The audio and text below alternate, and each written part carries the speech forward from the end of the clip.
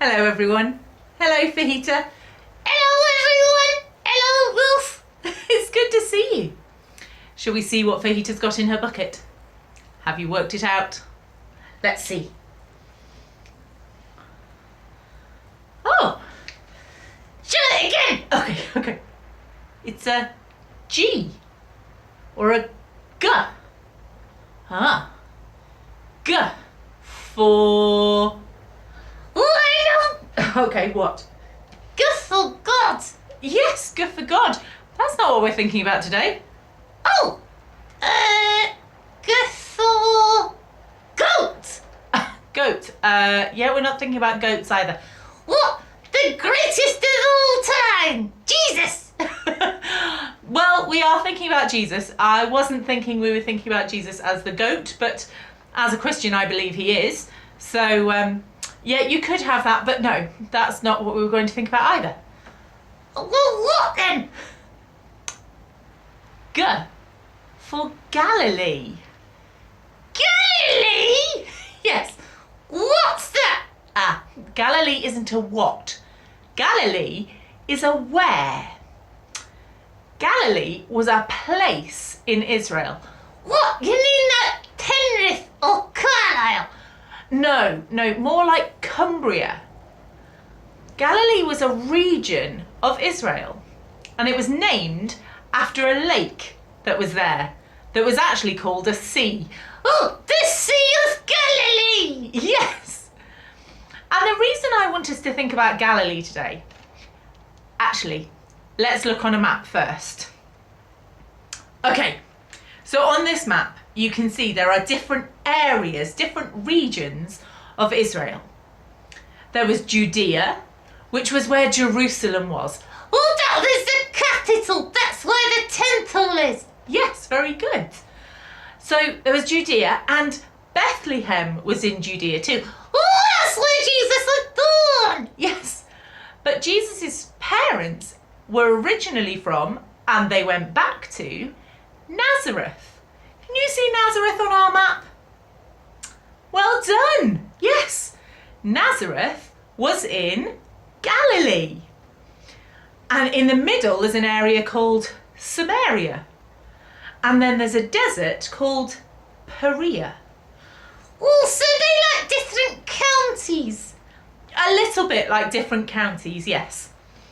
But lots of the stories of Jesus as he was an adult and lots of the miracles that he did happen in two places. They happen in Judea, Where Jerusalem is. yes, but most of them happen in Galilee, in different towns in Galilee. And in Luke chapter 4, Oh, is that this is the Bible? yes, in Luke chapter 4, we hear about Jesus going from Jerusalem to the desert. Oh, Perea. Yes, well done. And then from there he goes back to Galilee. Specifically, he goes to Nazareth, the town he grew up.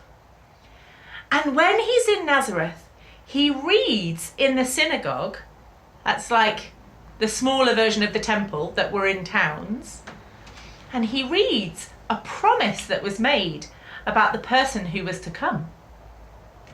And this is what he reads. The Spirit of the Lord is upon me, for he has anointed me to bring good news to the poor. He has sent me to proclaim that captives will be released, that the blind will see, and the oppressed will be freed. Oh, wow. Yes, I know. And he says, today, this promise, this prophecy has come true. It's been fulfilled. And everyone was really pleased. Oh, that's good. And then he said that it wasn't just for them. Oh, That actually the promises of God were for everybody, everywhere. oh, that's good. That means it's for us too. Yes. But the people didn't like that because they thought the promises were just special for them. And so they got a bit cross. And so Jesus left Nazareth and went to another town in Galilee called Capernaum.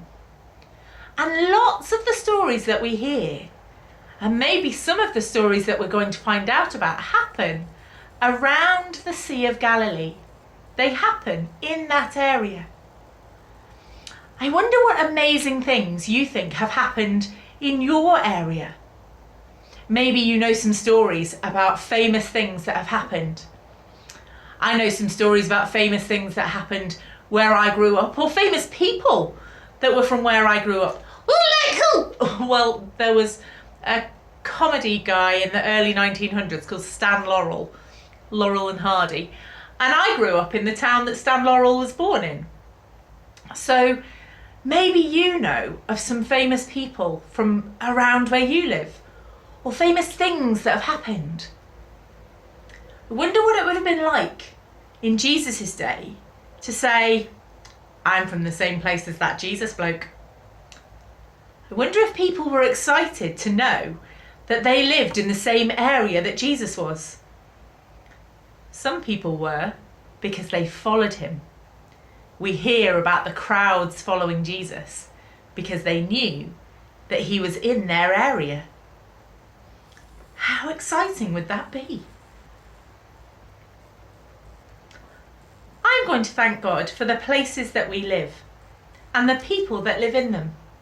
And if you want to make this your prayer, you can say Amen at the end, because that means I agree.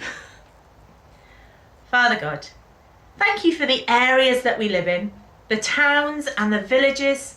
Thank you for what makes them special and makes them just the way they are. Help us to be thankful for the people that live in our town, our village, our area, our county, and help us to do our best to make our county a great one. In Jesus' name, Amen. Amen. We'll see you again soon for the next something. Take care. Bye-bye.